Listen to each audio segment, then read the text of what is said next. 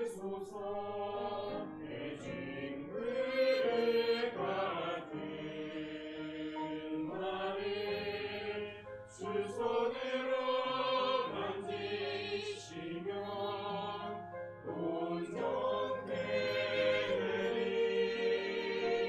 온전되리 볼품 없고 쓸모없게 보여도 주는 그 너머에 새로워진 내 모습 보시네 믿으소서 원하시는 대로 주님 깨끗한 그릇 거룩한 그릇 주 뜻에 합당하도록 믿으소서 기도드리오니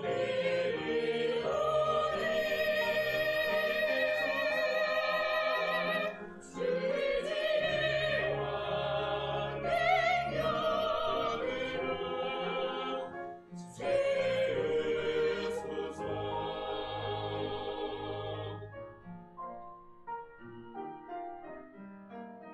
그 손에 맡기라 나를 만드신 분이시니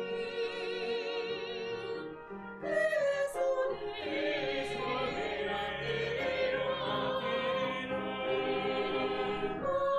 가장 귀한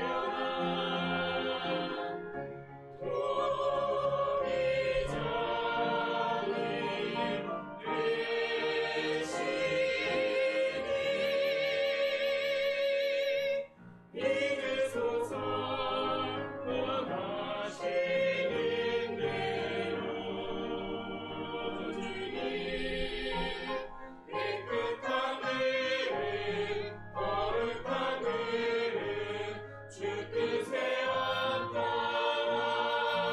합당하도록 믿으소서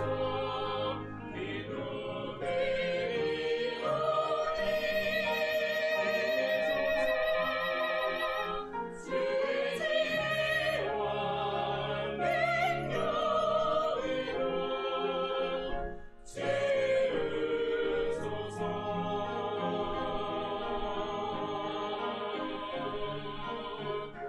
나를 믿으소서.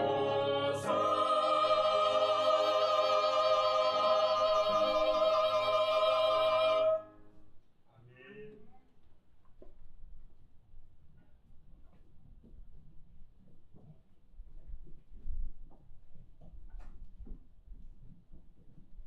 준비된 영상을 먼저 보도록 하겠습니다.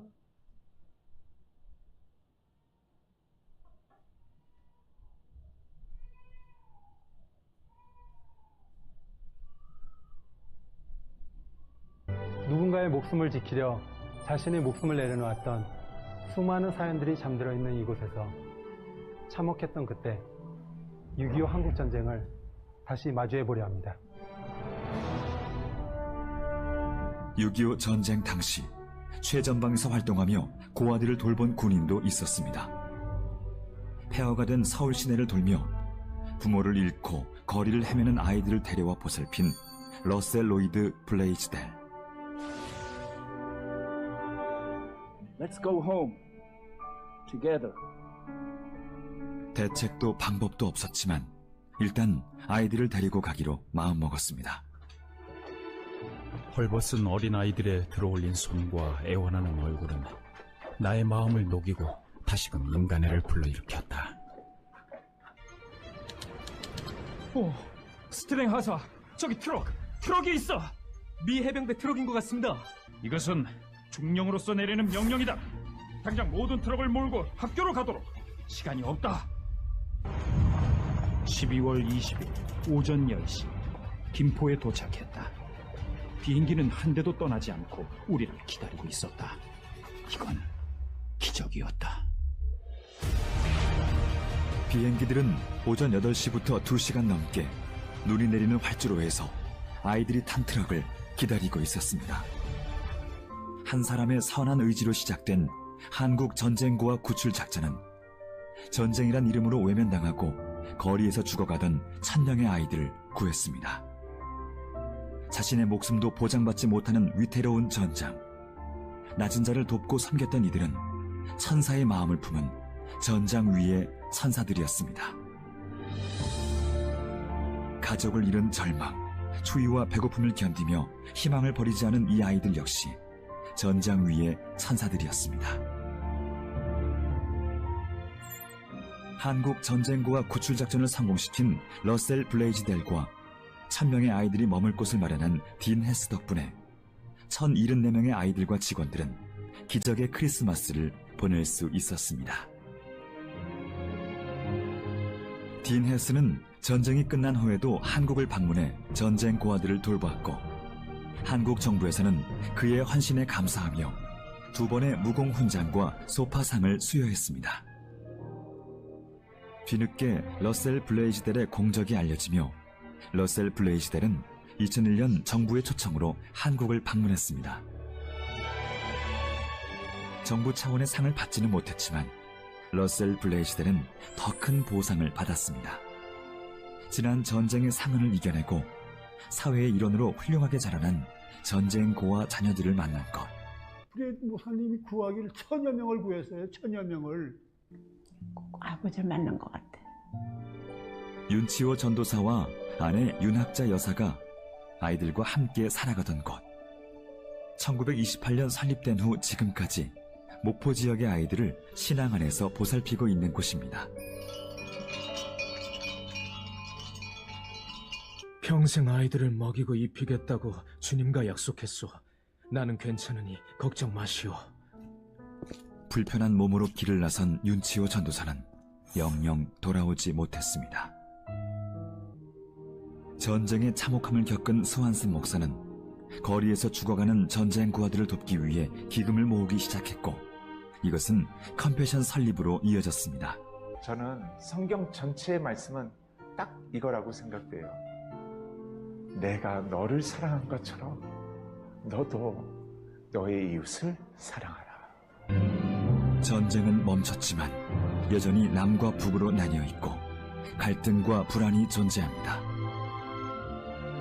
그 옛날 전장 위에 사랑이 꽃을 틔운 것처럼 그리스도의 사랑으로 분쟁과 아픔을 이겨내고 새로운 사랑의 역사를 써나갈 수 있지 않을까요?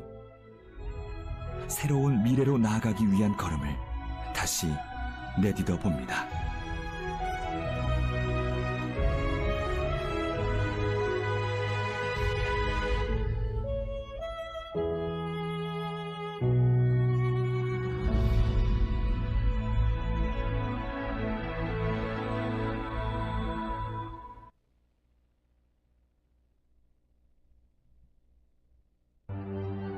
함께 보았던 이 영상에 러셀 블레이즈델 이 중령과 같이 자신의 생명을 바쳐서 수많은 사람을 건져내었던, 살려내었던 많은 사람들이 있습니다. 특별히 우리 한국 전쟁으로 인해서 고아가 되고 부가 되는 그런 사람들이 많이 있었는데, 결국 그들의 생명을 구원하였던, 건져낼 수 있었던 사람들은 자기의 생명을 초계와 같이 바쳤던 사람들입니다. 그 한 사람으로 인해서 오늘도 보았습니다만 수천의 사람들이 생명을 건지지 않습니까? 순교자 기념주일을 맞았는데요. 과연 우리의 신앙, 또는 우리가 오늘 살아갈 때에 과연 신앙뿐만 아니라 오늘 우리가 살아갈 때 어떠한 삶을 살아가야 할지, 오늘 이 시간 저와 여러분들 다시 한번 생각해 볼 수 있는 그런 시간이 되기를 소망합니다. 평안북도 영변에 박관준 장로님이라는 분이 계셨습니다. 이 장로님이 1937년에 평양에서 삼숭이라고 그러는데요. 숭실 전문, 숭실 중학, 그리고 숭이 여중. 당시에 이 일제가 신사참배하지 못하도록 그렇게 강요를 했고, 이 학교들이 결국 이에 반대하다가 이제 폐교의 위험에 놓이게 된 겁니다. 이 소식을 듣고 이 박관준 장로님이 조선총독부에 들어가서 이건 잘못된 것이다, 법적으로 문제가 있다, 권고했는데 이걸 들어줄 리가 없죠. 그래서 일본으로 건너갑니다. 그래서 중의원에 들어가서 당시에 이제 종교에 관련한 법이 제정이 된다라고 하는 것을 듣고 그곳에 들어가서 이렇게 1939년입니다. 회의장에 들어가서 이렇게 천명을 합니다. 여호와 하나님의 사명이다. 뭐가 그렇겠습니까? 신사참배하지 않는 것이 여호와 하나님의 사명이다. 이게 이 건의서의 내용이었습니다. 결국 이 일로 인해서 경시청에 갇히게 되어졌고요. 이후에 귀국했습니다마는 계속해서 신사참배 거부 운동을 펼치다가 결국 6년간 목고를 치르고 옥에서 결국 순교하게 되어집니다. 이런 인물은 비단 우리 이 박관준 장로님 외에도 우리가 이 순교 탐방을 할 때에 여러분들 많이 보셨으리라고 생각이 되어집니다. 그가 가진 삶의 원칙이 있었습니다. 아생교하사, 아사교회생. 내가 죽으면 교회가 살고 내가 살면 교회가 죽는다. 내가 죽어야 교회가 산다는 거예요. 현재의 교회를 우리가 한번 살펴봅시다. 우리 한국 교회가 과연 내가 죽어서 교회가 사는지, 아니면 내가 살아서 교회가 죽고 있는지. 그러니까 너무나도 자명하게 드러나고 있는 것은 세상으로부터 많은 지탄을 받고 있는 것을 볼 때에 교회가 날로 신뢰도가 떨어져 가고 있다. 결국 내가 살고 교회가 죽고 있는 그런 시대가 아니냐라는 겁니다. 우리가 이런 시대를 지금 살아가고 있는데요. 바로 이 시대에 이 문제를 안고 우리가 이 순교자 기념주의를 맞았습니다. 이 땅의 교회의 영광을 다시 세우고 또 이 신앙을 지켜가기 위해서 생명을 바쳤던 순교 그 정신을 다시 한번 일깨워야 할 때가 아닌가 생각합니다. 저와 여러분들, 내가 죽을 때에 교회가 산다고 하는 이 순교의 정신을 다시 한번 오늘 되새길 수 있기를 바랍니다. 그래서 오늘 본문을 통해서 교회가 살고 또 내가 죽는 순교자의 길, 그리고 순교자가 받게 되어지는 영광에 대해서 우리가 살펴보고 주의 영광의 빛을 다시 한번 이 땅에 비추는 저와 여러분들 되기를 주님의 이름으로 축복합니다. 오늘 본문은 요한계시록 전체 중에서도 난해죠. 해석하기 어려운 또는 이견이 많은 내용 중에 하나입니다. 요한계시록은 된 일과 앞으로 되어질 일들에 대하여서 하나님이 사도 요한을 통해서 보여주시고 들려주셨던 것들이 기록되어진 내용입니다. 그러다 보니까 각자의 주장에 따라서 서로 이견이 많아요.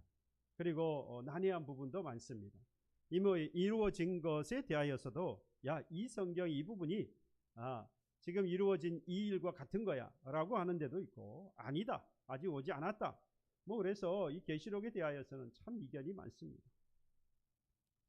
크게 보면 이 계시록의 오늘 본문에 나오는 이 천년왕국이라고 하는 이 내용은 이 요한계시록의 난해한 부분 가운데서도 가장 난해한 부분입니다. 그만큼 이견이 많다는 것이죠. 크게 보면 두 가지 때문입니다. 이 시기, 그러니까 천년왕국이라고 하는 시기가 언제냐, 그 다음에 이 천년이라고 하는 기간이 과연 어떤 기간이냐라고 하는 것 때문입니다. 대부분의 학자는 크게 이 시기에 대해서는 아주 간단하게 생각하면 이렇습니다. 예수께서 재림하신다. 예수께서 재림하시기 이전에 천년왕국이다. 또 한쪽에서는 예수님이 재림하시는데 그 이후에 천년왕국이 온다. 이 두 가지를 이야기해요.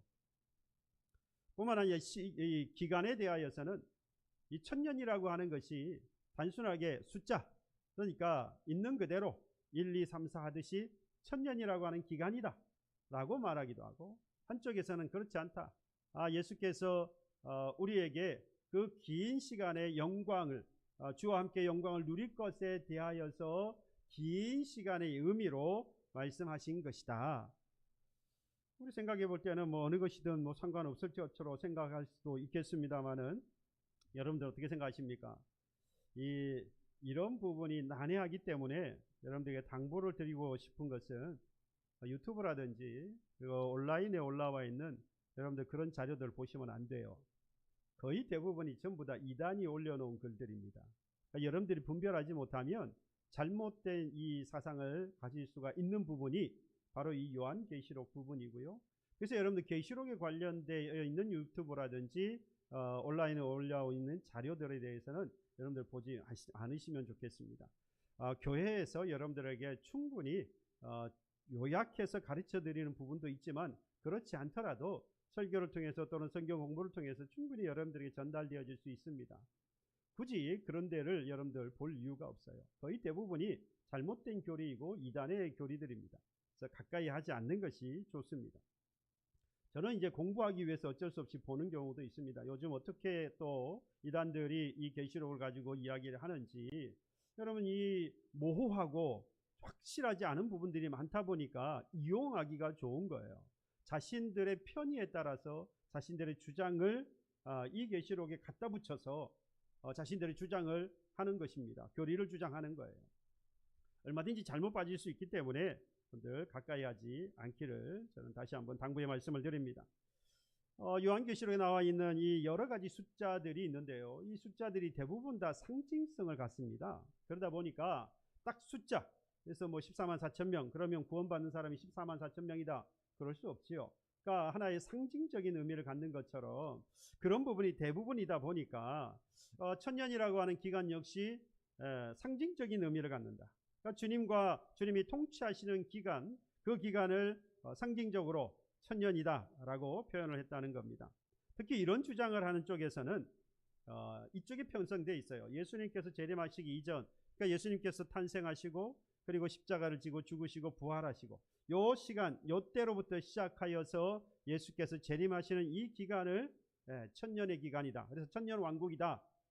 근데 이거는 숫자로 보기가 어렵잖아요. 이미 2000년이라는 시간이 다 지나버렸어요. 그러니까 숫자로 천년이 일 수가 없는 거죠.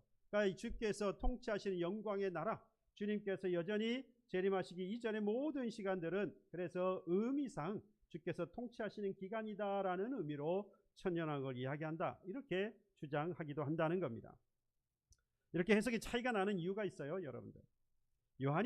사도 요한이 환상 가운데에서 하나님께서 보여주시는 그 환상으로 천국을 보게 되고 하나님께서 들려주시는 그 이후의 세상에 대해서 계시를 받게 되어지는데 말씀을 드린 대로 하나님께서 보여주시고 들려주시는 것 외에는 기록할 수가 없어요.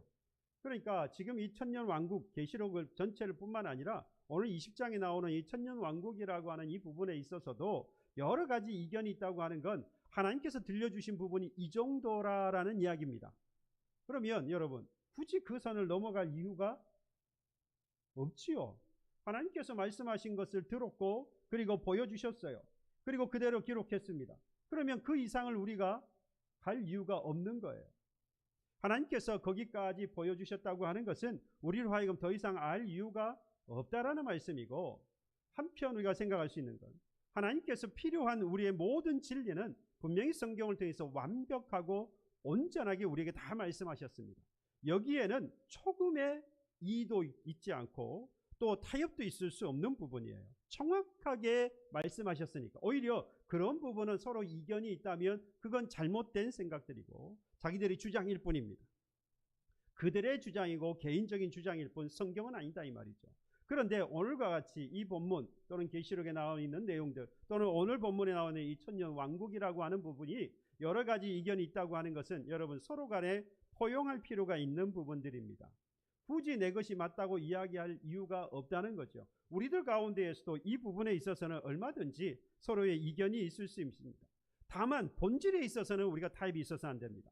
먼저 하나님의 말씀은 온전하다. 이 성경은 온전한 거예요. 뿐만 아니라 예수님께서 이 죄인 없으신 예수님께서 이 땅에 오셔서 십자가를 지고 죽으심으로 우리에게 믿음을 주시고 그 믿음 가지고 우리는 구원을 받는다. 그리고 그 주님께서 승천하셨고 심판의 주로 다시 오신다. 여러분, 이건 그 누구도 이에 대해서 이의가 있으면 안 돼요. 이건 뭐라고 그럽니까? 진리라고 말합니다. 이걸 본질이라고 말해요. 물론 다른 것도 진리지만 본질이라고 말합니다. 그런데 여러분, 예수님께서 재림하신 이전이 천년왕국이다. 예수님께서 재림하신 이후가 천년왕국이다. 여기에 대해서 모호하다는 것은 어느 쪽으로 가도 사실은 큰 문제가 없다는 거예요. 뭐가 본질이죠? 예수님께서 다시 오신다고 하는 것이 본질입니다. 그러니까 이전의 천년왕국이다, 이후의 천년왕국이라고 하는 것은 비본질인 거예요. 다만 그때가 이전이든 이후이든 간에 그곳은 하나님이 통치하시는 나라, 그것을 우리가 믿고 살아가는 것이죠. 이거 가지고 그래서 여러분들 서로 이견 가지고 싸울 이유가 없어요. 다툴 이유가 없어요. 오히려 이런 부분은 우리가 서로 이해하고 포용하는 부분입니다. 하나, 주님께서 다시 오신다는 것은 우리가 타협하거나 포용하고 다시 오심에 대해서 다른 이야기를 하는 것에 대해서는 우리 여기에 대해서 타협하거나 또는 수용하거나 포용해서는 안 됩니다. 철저하게 이는 우리가 배격해 가야 하는 것이죠.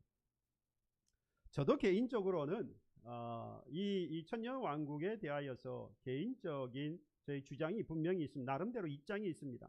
저는 이 천년의 기간은 숫자가 아니라 상징이라고 봅니다. 그리고 이 천년왕국이 오는 시기는 예수님께서 이 땅에 재림하신 이후로 봅니다. 제가 그 근거를 어디에 두느냐? 오늘 이 계시록의 18장부터 시작하는 내용을 보고 그렇습니다. 18장부터 20장까지 내용을 보면 이렇습니다. 18장에 보면 바벨론이 멸망하는 것을 이야기해요. 바벨론 세상입니다. 그러니까 세상이 멸망할 것을 이야기하는데 19장에 오면 그 세상이 심판을 당한다. 심판을 선포했어요. 하나님께서 심판 당했다, 심판한다, 심판했다. 이 선포를 하는 거예요. 그 앞에서는 심판이 있다라고 말하고 심판을 했다. 그리고 나서 그 이후에 보면 그 심판 이후에 어린 양의 잔치가, 어린 양의 혼인잔치가 있습니다. 19장 11절 이하에 보면. 그러니까 어린 양의 혼인잔치는 곧 그 공중에서 예수님을 만나게 되어지는 것 아닙니까? 그리고 나서 19장 11절에 보니까 이후에 예수님께서 재림하시는 이야기가 나와요.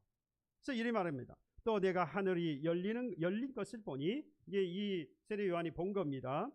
백마와 그것을 탄 자가 있으니, 누굽니까? 예수입니다. 뭐하러 오시냐? 심판하러 오시는, 재림하시는 거예요. 그 이름은 충신과 진실이라. 그가 공의로 심판하며 싸우더라. 심판하시는 주께서 재림하시는 것, 진실과 공의라고 하는 것을 가지고 심판하시는 주님께서 재림하시는 것에 대해 이야기합니다. 그럼 이렇게 해야 돼요. 바벨론이라고 하는 세상이 심판한다. 그리고 심판했다라고 하는 선포. 그리고 나서 어린 양의 혼인잔치가 있고 그 이후에 주님께서 다시 오신다는 이야기예요. 그리고 나서 그 다음에 20장에 옵니다. 뭐가 있습니까? 혼인잔치, 천년왕국이 있는 거예요. 그러니까 제가 보는 입장에서는 예수님께서 재림하신 이후에 천년왕국이 온다, 임한다 라고 보는 겁니다. 다시 한번 말씀을 드리지만 그렇다고 해서 앞에 있다 뒤에 있다 이건 그렇게 중요한 문제는 아닙니다.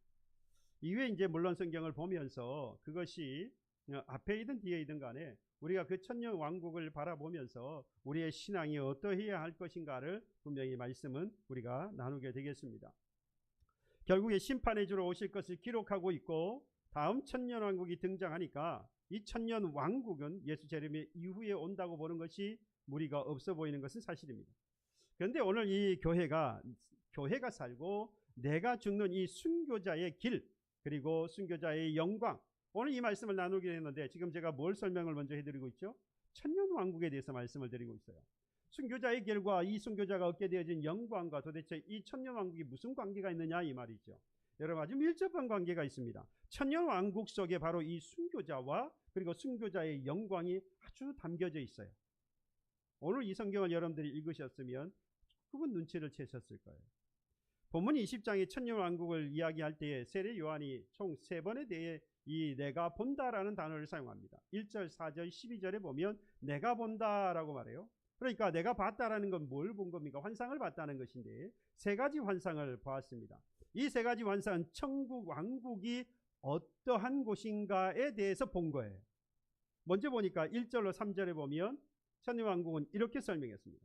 또 내가 보매 천사가 무저갱의 열쇠와 그 쇠사슬을 그의 손에 가지고 하늘로부터 내려와서 용을 잡으니 곧 옛뱀이요 마귀요 사탄이라. 잡아서 1000년 동안 결박하여 무저갱에 던져 넣어 잠그고 그 위에 임봉하여. 여러분, 사탄을 잡고 난 이후에 뭐가 있습니까? 천년왕국이 온다 이 말이에요. 예. 사탄이 지금은 그렇다면 지금은 어떤 시대입니까? 사탄이 결박되었습니까? 아니지요. 지금은 이 사탄이 마귀가 활보하고 있는 시대예요. 그러니까 지금은 천년왕국입니까? 아닙니까? 아직 천년왕국이 이르지 아니한 때인 거죠. 그래서 예수 재림 이후에 천년왕국이 온다고 하는 것이 옳아 보인다는 이야기입니다.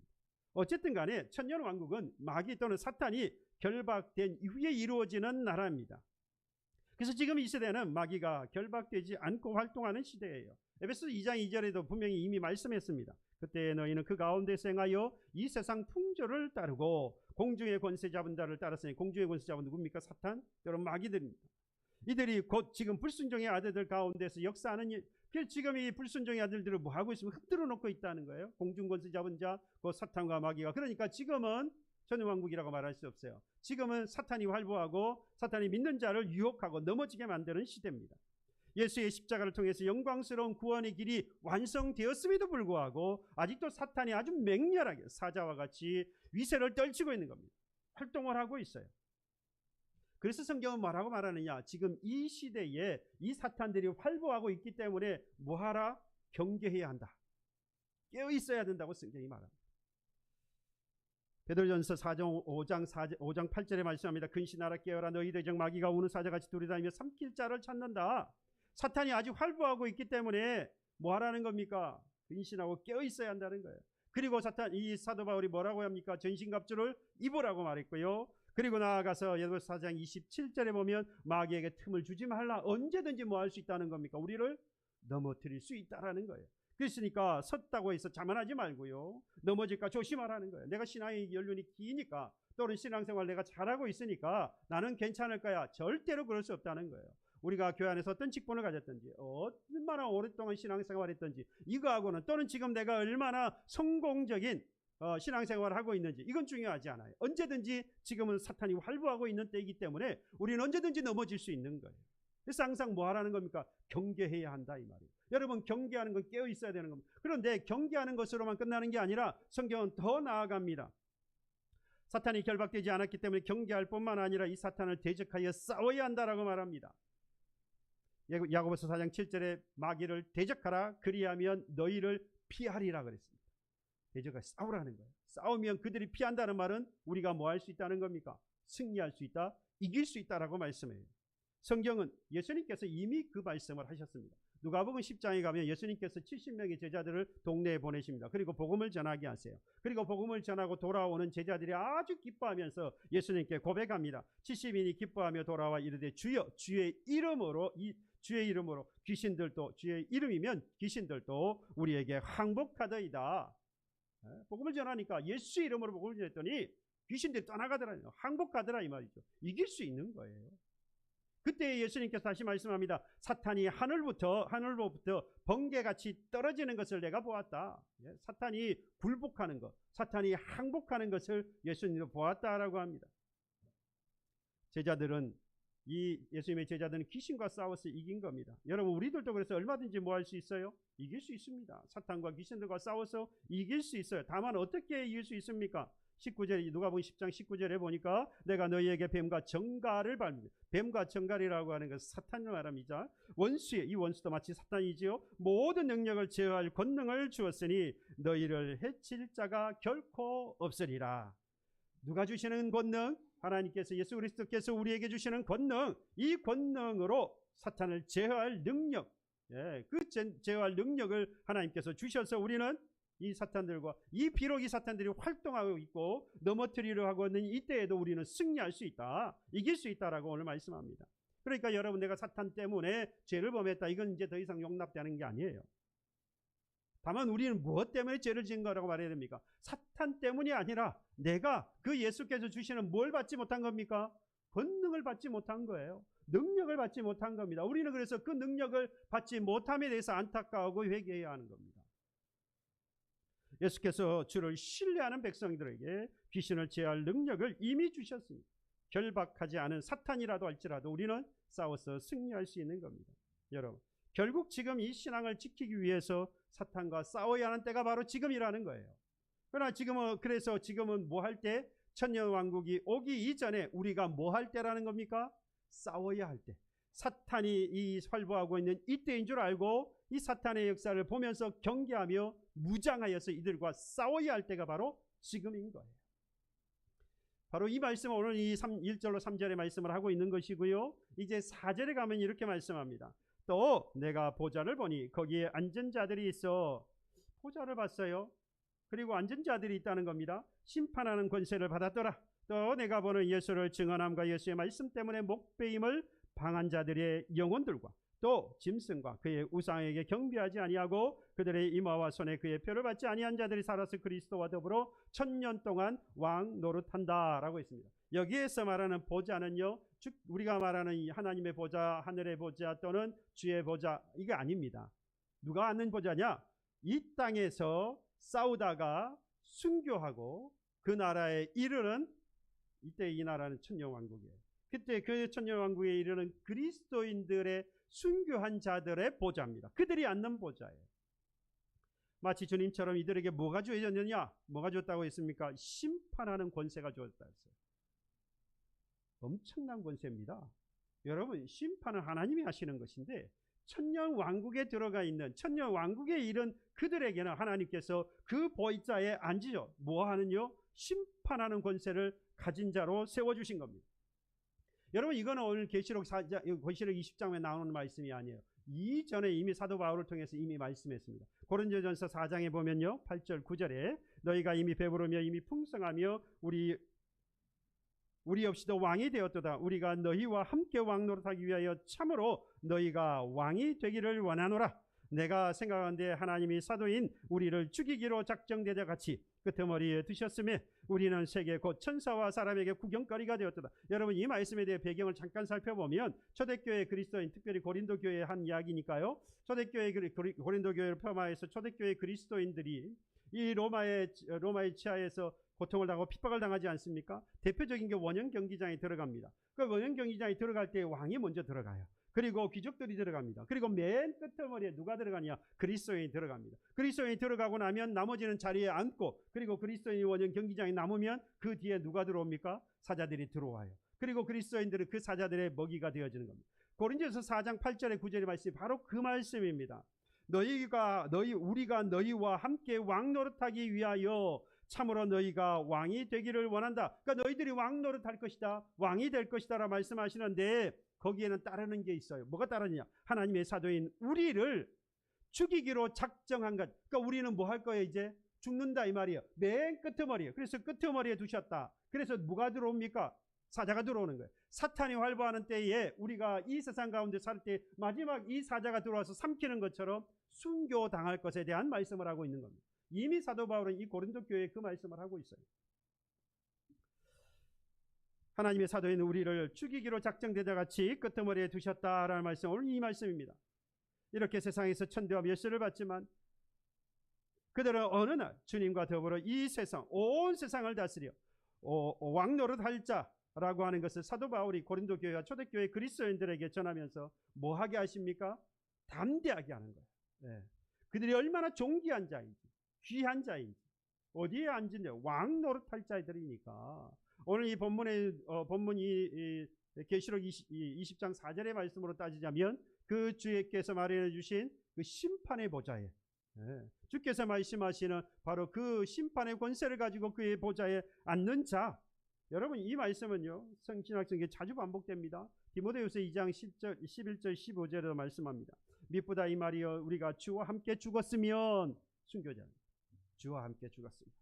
또한 함께 살 것이요, 참으면 또한 함께 왕 노릇 할 것이요, 우리가 주를 부인하면 주도 우리를 부인할 것이라. 여러분, 지금 말씀하고 있는 고린도 교회에 하셨던 말씀이나 오늘 디모데후서나 그리고 앞서 본문에 말씀하고 있는 계시록 20장 4절의 말씀이나 여기에 공통점 하나가 나오지요. 죽는 자들이 나옵니다.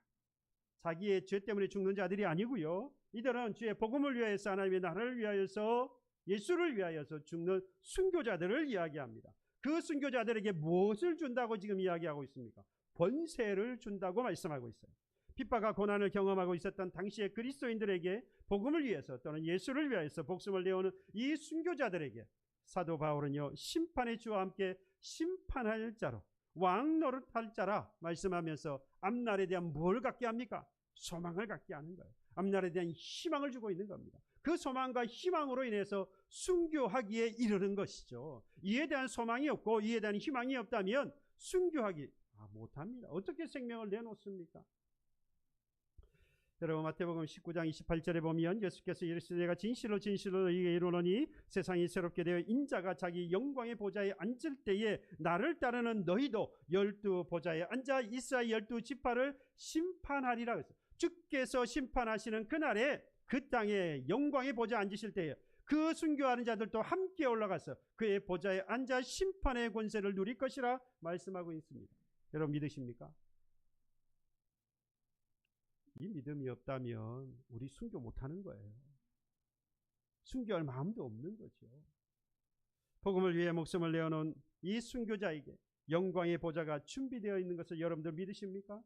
예수께서 가신 십자가의 길을 내게 주신 십자가를 지고 그리고 따라가는 제자의 길 그리고 순교자의 이 길을 끝까지 갈 때에 주의 심판의 날에 여러분 심판의 주와 함께 우리가 심판 앞에 심판자로 서게 될 것이다 이 말입니다. 그 나라가 어디라는 거예요? 천년왕국이다 이 말입니다. 그 천년왕국에서 우리가 왕노릇 할 것을 믿으십니까? 그렇다면 여러분 따라야 할 게 있잖아요. 다시 한번 여쭤봐요. 천년왕국에서 왕노릇 할 것을 믿으십니까? 정말로요. 그렇다면 따라야 할 게 있잖아요. 뭐 해야 하는 겁니까? 순교자의 길을 따라가야 하는 것입니다. 마귀가 결박되어져 버려서 이루어지게 되는 나라, 세상을 심판하고 왕 노릇하게 되어지는 나라, 주님 다시 오신 이후에 이루어지게 될 2000년 이 왕국은 주를 위해서 고난을 받은 그리스도인들 또는 곧 순교자들에게 예비된 나라이기 때문에 순교자의 길을 가야만 우리도 그 나라에 이르러서 심판의 권세를 누릴 수 있게 되어지는 것입니다. 바라기는 저와 여러분들 다시 한번 내가 그 나라에 이를 것을 소망 삼고 이 천년 왕국에 이르러서 심판의 권세를 가지고 심판의 주와 함께 이 권세를 행하며 이 권세를 누리게 되는 저와 여러분 되기를 소망한다면 오늘 이 순교자 기념을 맞아서 과연 내가 살고 교회가 죽는지 아니면 내가 죽고 교회가 사는지 지금 다시 한번 돌아보면서 이 순교자의 길을 따라가서 결국에는 교회를 세우고 하나님의 영광의 빛을 다시 한번 드러낼 수 있는 그리고 천년 왕국에 이르러 그날에 그 심판의 권세를 누릴 수 있는 저와 여러분들이 되시기를 주님의 이름으로 축복합니다. 찬송가 228장 찬양하겠습니다.